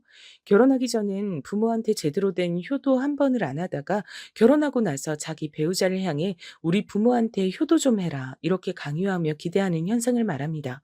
제가 또 시부모님이 안 계신 입장 아니었겠어요? 제가 대리효도를 강요당할 전제 조건 자체가 존재하지 않았는데 참 희한하게 남편이 저한테 그런 걸 기대하더라고요. 부모가 없으니까 자기 동생을 대상으로요. 당신이 상인이한테 휴무 언제냐고 전화 좀 해봐. 또 내가? 왜 자꾸 나보고 전화를 하라 그래? 그리고 휴무 언젠지 그걸 괜히 왜 물어봐?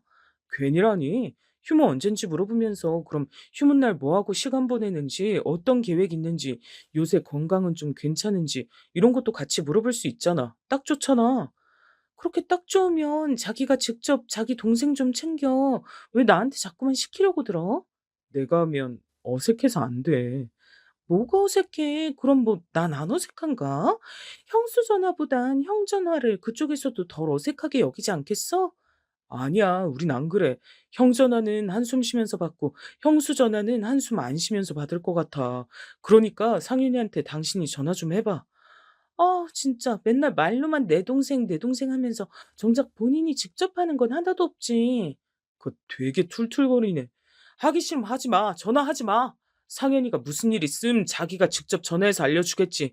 소식 없음 아무 일 없다는 뜻일 텐데 굳이 전화하는 것도 웃길 것 같네. 그니까 연락하지 마. 아니, 왜 자긴 갑자기 소리를 지르고 그래? 화를 왜 내? 자긴 꼭 이렇게 다혈질이 발동하더라? 전화 내가 할게. 이따 밥 먹고 나서 좀 여유로울 때 전화하면 되잖아. 그럼 됐지? 제가 이렇게 일단락을 맺으면 남편은 입이 대빨 나와서 투덜투덜 거렸습니다. 그러면서도 본인이 직접 시동생한테 연락을 하겠다고는 안 하는 게 핵심 포인트였어요. 차라리 저희 둘 다 연락을 안 할지언정 본인이 연락을 하겠다는 선택지는 없었습니다. 말로만 떠드는 효도를 요새 아가리 효도라고 한다던데 남편도 그런 유형이었던 거죠. 대상은 부모가 아니라 동생이었지만요. 제가 원래대로 하면 별다른 접점 하나 없이 그저 그렇게 지냈을 법한 시동생과 연락을 종종 하게 됐던 건 남편의 이런 강요 아닌 강요 때문이었습니다. 결혼하고 나서 하나뿐인 가족은 챙기면서 살고는 싶고 그런 생색은 내고 싶은데 본인이 하긴 싫으니까 절 부려먹었죠. 시동생이 되게 무뚝뚝하고 정적인 사람이었어요. 말로는 크게 표현을 안 한 스타일이라고나 할까요? 언제 한 번은 무슨 대화를 하던 도중에 어쩌다 보니까 제가 바로 다음 주가 제 생일이란 얘기를 해버린 적이 있었어요. 아, 그러세요? 형수님 생신이시구나. 별 생각 없이 꺼낸 소린 거 아시죠? 그냥 무시하시면 돼요. 절대로 별 의미 두고 꺼낸 소리는 아니었어요. 아, 네, 알겠습니다. 제가 괜히 민망해져서 횡설수설했을 때도 시동생은 단조롭게 반응한 게 끝이었어요. 그래놓고 사흘 뒤에 집으로 무슨 택배가 와서 보니까 식사 대용으로 타먹는 선식이었습니다. 보니까 시동생이 보내준 것이었더라고요. 생각도 못한 터라 깜짝 놀라 연락을 했죠. 아, 그거요. 형하고 타 드시라고요. 제가 먹어보니까 그거 꽤 괜찮더라고요. 어머나, 혹시 제 생일이라고 사서 보내주신 거예요? 아닙니다. 그냥 보냈습니다. 에이, 맞잖아요. 제 생일이라는 얘기 듣고 바로 주문하신 거죠? 사실은, 네, 맞습니다. 아, 변변한 게 아니라서 좀 민망하네요. 전화 끊겠습니다.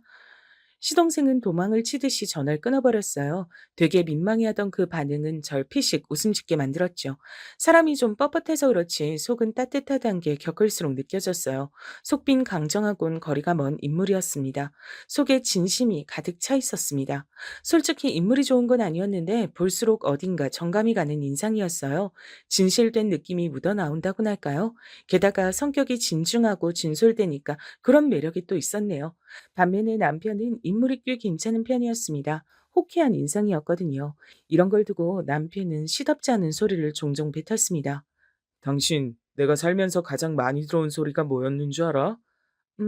글쎄, 잘 모르겠는데? 바로 형만한 아우 없단 소리야. 그런 소리를 피식피식 웃으면서 뱉던 꼬라지가 절 어이없게 만들었습니다. 본인이 시동생보다 하여간 더 잘났다고 생각하고 있었죠. 이런 성격의 남편과 진중하고 사뭇 진지하기까지 한 시동생은 서로 잘 맞지 않았습니다. 두 성격이 아예 상극에 가까웠죠. 그래서 만약 시동생만 있었다면 제가 별로 그렇게까지 그쪽과 교류하며 잘 지내는 일은 없었을 거예요. 동서라는 존재가 있었기 때문에 연결고리 역할이 됐습니다. 제가 타고나길 친화적인 성격은 아니에요. 빨리 철이 안 들어서 엄마를 향해 모진 소리를 다 뱉으며 큰 것만 봐도 알 수 있듯이 말입니다. 그런 제가 처음부터 동서는 마음에 들어 했어요. 첫눈에 들어오는 동서의 특색이 있었기 때문입니다. 동서는 한쪽 다리를 살짝 저는 사람이었어요. 그리고 한쪽 볼 아래쪽에 화장으로도 미처 다 가려지지 않는 자국이 있었죠. 그게 화상 자국이라고 하더라고요. 어렸을 때요. 저희 부모님이 맞벌이로 일을 하시다 보니까 무척 바쁘셨는데, 그래서 친척 집에 잠깐 맡겨졌던 시절이 있었어요. 그런데 하필 그때 친척 집에 화재가 났던 거예요. 워낙 어렸을 때였으니까 그때 기억이 선명하진 않아도 많이 다쳐서 고생했던 것만은 생생하게 머릿속에 남아있네요. 아프다고 자주 울었던 것 같아요. 세상에, 동서 너무 안 됐다. 얼마나 아프고 힘들었을까. 친척들이 일부러 집에 불을 지른 건 아니라고 하지만 그래도 혹시 같이 살던 친척들이 원망스럽진 않았어? 나였다면 친척들도 원망스러웠을 테고 날 거기다 맡겨둔 부모님도 미웠을 것 같아. 음, 아니요. 별로 그런 원망은 안 해봤어요. 그냥 제가 남들보다 조금 운이 나쁜 사람이라고만 생각하면서 살았어요. 민망하게 웃어 보이던 동서의 얼굴은 위쪽에서 바라보면 화상 자국이 전혀 보이지 않아 어여뻤습니다. 하지만 화상 자국이 보이는 방향에서 바라보더라도 전 예쁘다고 생각을 했었어요. 빼어난 미인은 아니었어도 동서는 뭔가 청순한 느낌이 있는 여자였습니다. 그리고 조용한 미소를 잘 짓는 사람이었고요. 화재에 휘말려 크게 다쳤던 동서는 한쪽 다리의 통증을 이따금씩 느끼게 됐대요. 그래도 그걸 대수롭지 않게 여기며 지냈는데 시간이 지나면서 그게 문제로 번졌고 그쪽 다리를 조금 절게 됐던 겁니다. 특히나 중학교 시절부터 하필 다리가 그렇게 돼서 사춘기 때 마음고생을 알게 모르게 많이 한 모양이었어요. 친구들 사이에서 저에 대한 뒷말이 나오는 거, 비웃음이나 놀림당하는 거, 이런 거 나중 되니까 인이 박혀서 참을 만했던 것 같아요. 시간이 좀 지나서 일전에 절 놀렸던 친구들이 저에게 다가와서 전엔 미안했다고 사과를 한 경우도 있었고요. 그래서 버틸만 했는데요. 저희 부모님 앞에서 아무렇지 않은 척 싹싹하게 구는 거, 그게 가장 힘들었던 것 같네요. 저 때문에 힘들어하실까봐. 전 그 앞에서 한 번도 힘들다는 내색을 못하면서 살아왔어요. 동서는 그렇듯 내면에 어쩔 수 없는 그늘을 지니며 살아온 사람이었습니다. 양친을 잃고 하나뿐인 형과 별로 친밀하지도 않게 살아온 시동생하고 둘이 뭔가 통하는 구석이 있었던 모양이더라고요. 동서가 말하길 시동생하고 결혼한다고 했을 때 사실 집에서 반대도 겪었다고 했습니다. 네가 뭐가 부족해서 그런 인물하고 결혼을 하느냐고 저희 부모님께서 그런 말씀을 얼마나 하셨던지 몰라요. 제가 너무 씩씩하게 아무렇지 않게 굴면서 지내왔더니 제가 정말 아무 부족한 점이 없는 딸이 줄. 그 두 분은 어느새 착각을 하게 되신 모양이었죠. 기분이 참 씁쓸하더라고요. 그래도 자식 이기는 부모 없다고 결혼 허락해 주셔서 제가 이렇게 지내고 있으니 정말 다행이죠. 조용하고 재미없긴 해도 저만 바라봐 주는 남자하고 결혼해서 전 행복해요. 결혼 잘했다 싶어요. 그랬구나. 자식이 아무리 좋은 배우잣감을 데리고 와도 자기 자식이 더 아깝게 느껴지시는 게 부모 마음이라잖아. 그래서 아마 동수한테 그러셨을 거야. 형님한텐 자꾸 이런저런 얘기를 다 하게 되네요. 형님이 편하게 절 대해 주셔서 그런가 봐요. 제가 혹시 너무 주제넘게 구는 건 아니겠죠? 만약 그렇다면 형님이 슬쩍 저한테 눈치 좀 주세요. 절대 아니야. 나야말로 동서가 너무 편하고 좋은데 나한테 만약 여동생이 있었다면 꼭 동서 같은 존재였을 것 같아. 저도요. 저한테 만약 언니가 있었다면 형님 같은 존재였을 거라고 속으로 생각한 적 있었는데 저희 통했네요. 동서가 배시시웃길래 제가 마주보고 씩 웃어주면서 참 예쁘다 이렇게 몇 번이고 말을 해줬습니다. 자기가 뭐가 예쁘냐며 놀리지 말라면서 동서가 순살을 쳤지만 전 진심이었어요. 동서가 참 예뻐 보이더라고요. 동서를 보면서 난 왜 이렇게 우리 엄마 생각이 날까? 후회되는 내 어린 시절들이 왜 이렇게 떠오를까? 저는 다리를 절뚝거리면서 걷고 한쪽 팔이 불편해서 잘 쓰지 못하는 그런 친정 엄마를 둔 사람이었으니까요. 처음부터 아픈 구석이 있는 동서가 전혀 낯설지 않고 익숙하게 느껴졌던 겁니다. 이제는 희귀병까지 앓고 계시는 엄마를 생각하기만 해도 가슴 한켠이 뻐근해지곤 했는데 그 감각은 아마 죄책감의 연장선일 듯 싶었습니다. 그래서 전 동서에게 잘 대해주고 제 모습을 통해서 과거 어린 시절에 절 채찍질하고 있었던 걸지도 몰라요. 동서가 저에게 자기 얘기를 많이 해주었던 만큼 저도 제 얘기를 많이 나눠줬습니다. 결코 아무 데서나 떠들 법하지 않은 집안 얘기를 서로 주고받다 보니까 금방 저희 사이는 돈독해졌죠. 전 제 친동생이 생겼다고 여기며 동서에게 잘해줬고 동서는 절 자신의 친언니처럼 여기며 잘 따랐습니다. 오죽하면 남편이 그걸 두고 몇 번 저에게 핀잔을 주었을 정도였죠. 하루는 저에게 이런 소리를 하더라고요. 누가 보면 둘이 친자매고 나랑 상현이가 동서관계인 줄 알겠어. 내가 동서하고 사이좋게 잘 지내면 좋을 일이지. 자긴 왜 못마땅한 기색이야? 혹시 질투라고도 해? 질투는 무슨 별 희한한 소리를 다 하고 있네. 그게 아니라 재수 씨가 솔직히 좀 사람이 약간 그렇잖아. 약간 그렇다니? 뭐가 그렇다는 거야? 알아듣고도 괜히 나한테 반문하는 거지? 재수 씨 몸이 좀 그렇잖아. 걷는 것도 좀 그렇고 얼굴도 한쪽에 화상 자국이 제법 크게 있고 여러모로 좀 그런 사람인데 당신이 그렇게 재수 씨하고 금방 친해질 줄 난 몰랐지. 재수 씨는 딱 보니까 성격도 너무 조용하더만. 상현이하고 둘이 부부가 무슨 아주 판박이야. 글쎄, 동선 내 앞에서 말도 잘하고 별로 안 조용한데 천천히 걸으면 다리 저는 것도 크게 표시 안 나고 화장 진하게 하는 날이면 얼굴에 화상 자국 있는지 없는지 언뜻 보면 헷갈릴 정도야. 그런 사람인데 뭐가 어떻다고. 당신은 말을 그렇게 하냐. 웃긴다. 당신이 이러니까 동서가 당신 앞에선 일부러 조용하게 구는 거 아닐까? 뭐라고? 하여간 성질머리가 이렇게 얌전하지 못해서야. 당신이 이러니까 내가 재수 씨하고 친한 게 신기한 일이라고 보는 거야. 극과 극인데 어떻게 어울려 지내지? 자기가 잊은 게 하나 있는 모양인데 우리 엄마. 아, 맞다, 장모님. 좀 여러모로 불편하신 분이었지? 재수 씨하고 같은 소속이네. 그러게, 이제 이해가 간다. 남자들은 원래 저렇게 배려심 없이 말을 찍찍 뱉는 건가 싶었습니다. 같은 소속이라고 표현을 하는 것도 너무 사람이 저급해 보였어요. 제가 결혼해서 잘 지내고 있다며 엄마께서는 이 점을 뿌듯해 하셨고 그 덕에 언제 죽어도 여한이 없다고 말씀하실 정도였지만 솔직히 저는 남편을 사랑하는 것과는 별개로 시간이 지날수록 인간적인 실망을 많이 느꼈습니다. 남편이 너무 세상을 바라보는 시간이 편협한 인물 같았고 말을 막 하는 경향이 있었기 때문이에요. 연애를 오래 했는데도 결혼하기 전엔 이런 부분을 크게 눈치채지 못하는 게 놀라울 따름이었습니다. 시동생하고는 워낙 오래 정감 없이 지내온 형제 사이라서 별 수 없다고 쳐도 동서한테만이라도 만나면 인사하느라도 다정하게 하고 태도를 좀 상냥하게 해달라고 이런 말을 제가 굳이 남편한테 해서 알려줘야 했어요. 그렇게 안타 이르면 남편은 계속 동서하고도 정남이 하나 없이 지낼 게 뻔했습니다. 그리고 전 저의 이런 행동을 뒤에 가서 후회하게 됐죠. 그런 후회하기 전에 비극적인 일이 먼저 닥쳤습니다. 시동생이 하루아침에 세상을 떠난 겁니다. 심장마비였어요. 어떻게 이런 일이. 아주 어릴 때 얼핏 외가 쪽에 심장마비로 돌아가신 어른이 두 분 계셨다고 듣긴 했는데 내 동생이 하필 심장 약한 걸 물려받았었나 보구나. 불쌍한 내 동생. 상현아, 형이 미안하다. 시동생이 영정 앞에서 남편은 보는 사람들이 숙연해져서 모두 고개를 떨굴 정도로 오래도록 오열을 했습니다. 동서는 핏기 하나 없이 초췌한 얼굴로 가만히 있었어요. 밀랍 인형 마냥 생기가 하나 없었습니다. 동서, 어떡해. 괜찮냐고 물어봤자 소용없는 거 아는데 그래도 괜찮냐고 물어볼 수밖에 없어서 내가 동서한테 미안하다. 형님, 아니에요. 괜찮아요. 저 정말로 괜찮아요. 이대로 삶을 포기할 것도 아니니까 조금만 더 괴로워하고 조금만 더 힘들어하다가 마음 다 잡고서 열심히 살아볼 거예요. 그래, 동서. 잘 생각했어. 서방님도 하늘나라에서 분명 동서가 잘 살길 바라실 거야.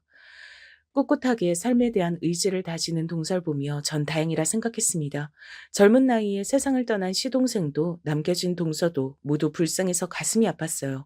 동서는 먼 지역으로 가서 조용히 마음을 달래며 지내겠다고 했습니다. 언제까지 그럴지 모르겠으나 조용히 살다가 다시 기지개를 켜고 싶은 마음이 들면 그때가 돼서 저에게 연락을 하겠다고 했어요. 전 동서의 선택을 응원해주며 아쉬운 마음 가득한 채로 헤어짐의 인사를 주고받았습니다. 부디 동서를 다시 만나는 게 그리 오래 걸리지만은 않길 바랄 뿐이었죠. 그리고 전 그 이후에 남편과 이혼을 했어요. 남편이 저와 이혼을 강력하게 원했기 때문입니다. 난 더 이상 아무하고도 같이 살고 싶지 않아. 결혼 생활도 너무 지겨워. 엄마 같지도 않은 인간, 아버지라고 부르기 싫었던 인간, 불쌍한 내 동생까지 모든 게 다 거지 같아. 그렇다고 해서 왜 나하고 이혼을 하겠다고 해? 결혼이 장난이야? 이혼이 장난이야? 만약에 장모님이 희귀병에 걸리지 않으셨다면 당신이 나하고 결혼을 했을까? 뭐, 뭐라고? 갑자기 그런 소린 왜 해? 지금까지 말은 안 했지만 속으로 항상 생각해온 거였어. 당신이 과연 그런 상황이 오지 않았다 하더라도 나하고 결혼을 했을까? 난 아니라고 보는데. 나를 정말로 사랑하긴 하는 건지, 그냥 적절한 결혼 상대, 그 이상 그 이하로도 보지 않은 건 아닐지, 그런 의심이 계속 들었거든. 남편이 그 말을 하자마자 제가 뺨을 때렸습니다. 집안의 정적이 감돌았고 그 차가운 고요함이 저희 부부의 끝을 표현하는 듯 했습니다. 전 남편을 용서할 수가 없었어요. 제가 여태껏 결혼 생활에 얼마나 충실하며 제 마음을 다하며 남편을 평생의 동반자라고 여기며 살았는데 고작 그딴 의심이나 받고 있었던 게 모욕적이었습니다. 그리고 남편은 저에게 뺨을 더 맞아줄 수도 있으니까 제발 이혼이나 해달라 그랬죠. 제가 대답을 안 하자 제 앞에서 무릎을 꿇으며 거듭 이혼 의사를 밝혔습니다. 이렇게 병들어버린 결혼 생활, 더 이어가봤자 무슨 소용이 있겠나 싶어 이혼을 해줬습니다. 남편에겐 미련이 없었는데 엄마에게 죄송해서 면목이 없었어요. 엄마, 미안해. 내가 또 나답게 굴어버렸어. 잘난 거 하나 없고 잘해낸 거 하나 없는 그런 나다운 모습을 엄마한테 또 보여주고 말았네. 남들 다 하고 사는 결혼, 그거라도 잘 해낼 줄 알았건만 내가 스스로를 과대평가했나 봐. 유진아, 괜찮아. 실패해도 괜찮고 쓰러져도 괜찮아. 우리 유진이 뒤에서 엄마가 다 지켜보고 있어. 네가 쓰러지면 얼른 달려가 일으켜 주려고 준비 중이고 네가 실패하면 얼른 어깨 두드려 주면서 다시 해보란 용기 불어넣어 주려고. 엄마는 항상 그런 준비가 되어 있는 채로 사는 사람이야. 그니까 이번에도 괜찮아. 우리 유진이 잘했다. 그동안 애썼다. 그 앞에서 제가 어린아이처럼 울고 말았습니다. 전 죽는 그날까지 엄마의 발끝도 따라잡지 못할 것만 같았어요. 위대하고 또 위대한 엄마란 든든한 버팀목. 그 덕분에 제가 시동생의 갑작스런 죽음부터 연락을 끊고 멀리 가버린 동서와의 이별, 그리고 당혹감과 상처가 가득했던 이혼이란 과정을 다 힘들게 지나왔음에도 멀쩡히 잘 지낼 수 있었던 것 같아요. 희귀병을 앓고 계신 엄마를 위해 제가 멈출 수 없는 노릇이었기에 열심히 일도 다니다 보니까 제 일상이 한결같이 이어졌고요. 그렇게 살다 보니 지난 일들에도 자연스레 묻은 마음이 들었습니다. 때때로 동서가 생각나서 잘 지내려나 싶은 궁금증과 염려가 동시에 들었죠. 특히나 엄마를 보고 있으면 동서가 떠오르기 마련이었기 때문에 더욱 그랬습니다. 그러던 어느 날 제가 정말 우연히 동서의 소식을 접하게 됐습니다. 이 세상에 영원한 비밀은 없다고 하던데 그 표현이 정말 맞더라고요. 여러분, 젊은 사람들은 거의 다 하고 요새는 나이 드신 분들도 꽤 많이 하는 SNS가 뭔지 아시죠? 제가 원래 그런 걸 안 하고 살다가 직장 동료가 시작해보라고 권해서 해봤거든요. 그러다 제가 SNS에서 동서의 소식을 접한 겁니다. 동서의 친척으로 추정되는 인물이 놀랍게도 동서의 결혼 소식을 올려놓은 거예요. 웨딩드레스를 입은 동서가 사진 속에서 환하게 웃는 모습이었습니다. 그리고 사진상에서 신랑은 팔 부분만 나와 있었어요. 신부가 주인공인 사진이었거든요. 뭐? 동서가 결혼을 한다고? 이 사람이 마침 예식장하고 시간을 적어놓고 이때 간다고 했으니까 나도 그날 시간이 되면 가볼까? 동서가 깜짝 놀라서 우는 건 아닌가 모르겠네. 괜히 민망해서 저한테 이 좋은 소식도 못 전했을 동서가 안쓰러웠어요. 동서와 저의 공통점이 있다면 결혼식을 따로 정식으로 안 올리고 간단한 식사자를 갖는 것으로 끝냈단 거예요. 전 결혼식에 딱히 미련이 없었지만 동서가 결혼식을 올린다는 게 괜스레 가슴이 벅차올랐습니다. 꼭 가서 동서를 봐주고 와야겠다는 생각이 들었어요. 당일에 부지런히 준비를 해서 장소로 가봤더니 정말로 동서가 신부인 예식장 홀이 있었습니다. 그리고 전 신부 옆에 적힌 이름을 보고 제 두 눈을 의심했죠. 왜 내 전 남편 이름이 여기 적혀 있지? 아, 설마 동명이인이겠지. 전 고개를 갸웃하며 걸음을 옮겼고 결혼식이 진행될 홀 입구에서 웃는 얼굴로 하객들을 맞이하고 있는 신랑을 본 순간 얼어붙고 말았습니다. 동서와 결혼한다는 남자가 바로 제 전 남편이었기 때문입니다. 상상도 못한 일이었어요. 전 너무 놀란 나머지 후다닥 뛰어가다가 신부 대기실을 발견했습니다. 미친 듯이 뛰는 심장을 안고 안쪽을 봤더니 동서가 웨딩드레스를 입고 앉아 있었어요. 그리고 저와 눈이 마주치자 기절할 듯이 놀라더군요. 형, 형님? 어떻게 형님이 여기 설마 뒷조사하신 건가요? 뒷조사라는 단어가 나왔던 것부터 동서가 떳떳하지 못하다는 것을 눈치챘습니다. 그때부터 심장이 조금 진정되었고 머리가 차갑게 식기 시작했어요. 아니, 믿을지 모르겠지만 100% 우연으로 동서 소식 접하고 여기 오게 된 거야. 근데 동서 오늘 누구하고 결혼해? 설마 내가 잘 아는 사람 아니겠지? 형님, 죄송해요. 어쩌다 보니 이렇게 되고 말았습니다. 사람 마음이란 게 생각처럼 움직이는 게 아니잖아요. 죄송하니까 너그럽게 봐주세요. 오늘 결혼식 날이잖아요. 조용히 가주시면 제가 다음에 연락드리고 찾아뵐게요. 뭐? 죄송하니까 봐달라고? 와, 진짜 어이가 없다. 내가 알던 동서가 맞아? 사람이 아주 딴판인데 지금까지 연락 한 통 없었고 내 전 남편하고 결혼 준비를 하고 있었으면서 잘도 다음에 연락을 주겠다. 그 말을 지금 나보고 믿으란 거야? 어떻게 자기 죽은 남편의 형하고 결혼할 마음이 들었어? 아니, 이게 지금 가능하기나 한 일이야? 세상 사람들한테 돌팔매질 당하고 쌍욕 먹을 결혼이야, 이거. 근데 뭐가 그렇게 자랑스러워서 결혼까지 올려? 왜요? 전 결혼식 올리면 안 돼요? 얼굴에 화상 자국 있고 다리 좀 절면 결혼식도 올리면 안 되나요? 혼인신고할 생각도 딱히 없고 그냥 결혼식 올린 다음에 둘이서 알콩달콩 살고 싶은 마음이었어요. 이게 그렇게 큰 욕심도 아니잖아요. 세상에 이해? 필요 없어요. 갑자기 눈빛이 돌변한 동서의 얘기를 듣고 전 어릴 적에 어떤 어른께서 저에게 해주셨던 말씀이 떠올랐습니다. 몸이 불편한 사람들이 대체로 갖고 있는 것, 바로 그것을 저희 엄마께선 희한하게 가지고 계시지 않아 그것이 신기하고 존경스럽다는 얘기였어요. 그건 바로 자격지심이었습니다.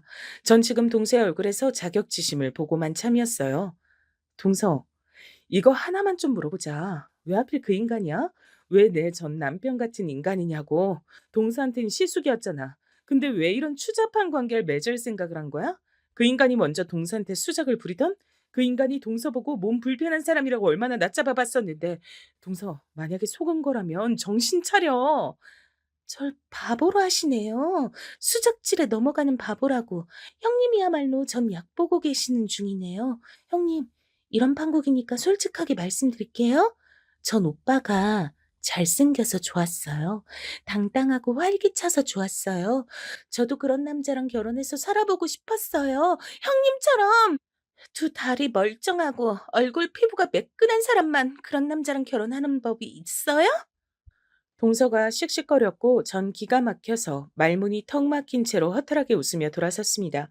동서는 혹시 제가 깽판이라도 칠까봐 불안한 눈빛으로 절 끝까지 주시했죠.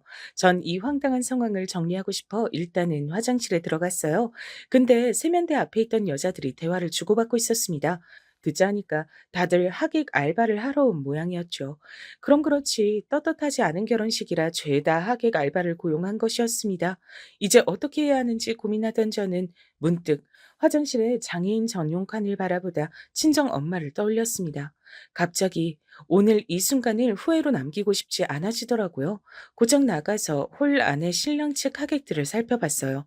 이쪽도 하객 알바로 가득했지만 느낌상 전 남편의 직장 동료들로 추정되는 인물들도 꽤 있었습니다. 직장 동료들 앞에서 결혼식을 올릴 생각으로 뿌듯한 미소를 짓고 있는 전 남편을 슬쩍 쳐다본 뒤 전 예식장 밖으로 나가 케찹을 구입했습니다. 토마토 케찹 2개를 구입해서 그걸 들고 성큼성큼 예식장 홀로 들어섰죠. 상간녀, 상간남의 결혼식장에서 폭로를 잘못했다가 명예훼손인지 뭔지 하는 걸로 고소당했다는 일화를 인터넷에서 본 게 떠올랐어요. 그래서 전 제가 할 수 있는 선 안에서 최선을 다하기로 했습니다. 혹시라도 제가 난리를 칠까봐 그게 걱정이었던 건지 동서가 파리해진 안색으로 신부 대기실에 있다가 이제 신부 입장을 위해 이동하려던 참이었습니다. 저는 조금의 망설임도 없이 그쪽으로 다가가서 케찹을 발사했어요. 안 돼, 내 드레스. 미안해. 내 손이 미끄러졌어. 저녁 식재료로 산 건데. 아까워라. 세탁비 물어줘야겠다. 얼마야? 5만 원? 10만 원?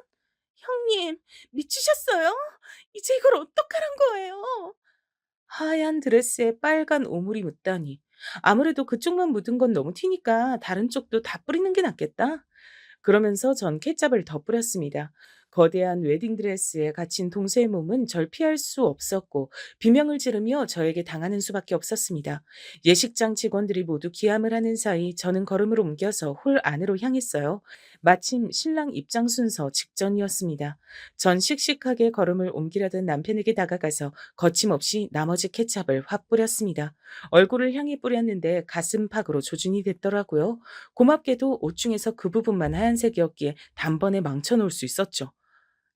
이게 대체 무슨 어 어 당신 아니 어떻게 그건 내가 묻고 싶은 말이다 인간아. 어떻게 하면 대체 자기 죽은 동생의 아내하고 결혼식을 올릴 마음이 들었어?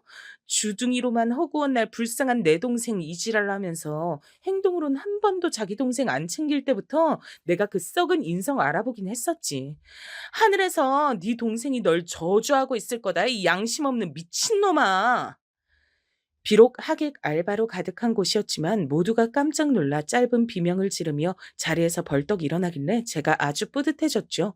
전 남편은 제가 뿌린 토마토 케찹보다도 더 붉어진 얼굴로 입술을 꽉 깨문 채였습니다. 내가 이래서 너하고 이혼한 거야. 고분고분하고 참하고 남자의 보호 본능을 자극하는 여자하고 살고 싶지. 너처럼 할 말 다 하고 성질머리 드센 여자하고는 더 안 살고 싶더라고. 전 남편이 이새로 그렇게 중얼거리길래 전 아주 큰 목소리로 대답을 해줬어요. 뭐라고? 재수 씨랑 결혼하고 싶어서 나하고 억지로 용을 쓰고 이혼한 거라고? 세상에, 자기 재수 씨랑 결혼하기 위해서 아내를 버리는 남자도 있구나. 그런 쓰레기랑 내가 결혼 생활을 했었다니. 아유, 어쩐지 이혼하고 나서도 한동안 몸에서 쓰레기 냄새가 안 빠지던데. 그게 다 네 놈 때문이었구나. 이제 전 남편의 얼굴은 터질 듯하였고 당장이라도 절 한 대 치고 싶어서 어쩔 줄 모르는 것 같았습니다. 전 피식 웃으며 홀가분하게 돌아섰어요. 신부 대기실 쪽에서 엉엉 우는 동생 소리가 들려왔습니다. 설마 이 정도 각오도 안 하고서 붙어먹었던 거야? 진짜 이해가 안 되는 년놈들이야. 전 고개를 절레절레 저으며 예식장을 빠져나왔습니다. 집으로 돌아가자 엄마께서 주말에 무슨 약속이 있어서 나갔다 왔는지 물어보셨는데 전 바로 대답은 않고 평생 안 하던 짓을 해버렸어요. 엄마의 앉은 무릎을 베고 누워버렸던 겁니다. 제 행동에 놀라시던 엄마께서 이내 웃으시며 제 머리칼을 만져주셨어요. 역시 엄마가 최고란 생각이 들었네요.